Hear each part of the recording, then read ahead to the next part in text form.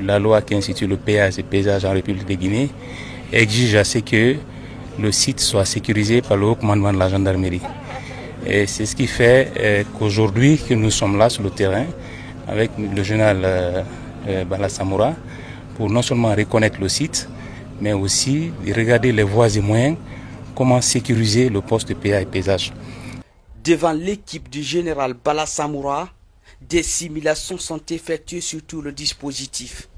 À l'en croire, il faut des gendarmes spécialisés en sécurité routière, en intervention rapide et en régulation. Il est important que nous anticipions sur notre rôle.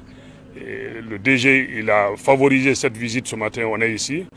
Et vous avez constaté, on a fait la reconnaissance, on a fait des simulations, les questions qui ont été posées, les notes ont été prises et on va retourner, procéder à la sélection du personnel, à leur formation, pour que dans l'avenir, dès que le poste il va être rendu opérationnel, que le personnel qui y travaillera puisse travailler dans un environnement sécurisé, sans aucun souci de sécurité, et que les agents qui soient placés ici, ce ne soient pas des amateurs, et qui seront anticipés, surtout ça va être le sacerdoce pour eux. Je ne veux pas de répression ici, je veux de l'anticipation. Je ne veux pas entendre qu'il y ait un incident ici, c'est pour cela que les efforts sérieux vont être déployés pour leur sélection, leur entraînement et leur équipement. À ce poste de péage et de paysage de Tanene, des toilettes publiques sont réalisées, des bureaux créés pour des agents de la sécurité et pour le contrôle de la plateforme. Une route de 7 km avec un pont unique de 126 mètres est aussi construite pour fluidifier la circulation.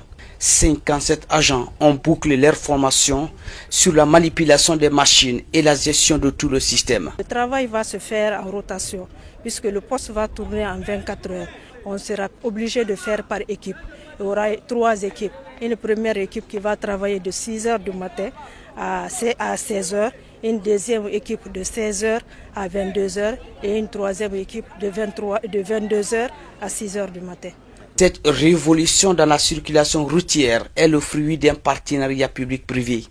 Le Fonds d'entretien routier, initiateur de cet ambitieux projet, espère augmenter sa recette pour élargir son intervention sur le réseau routier guinéen.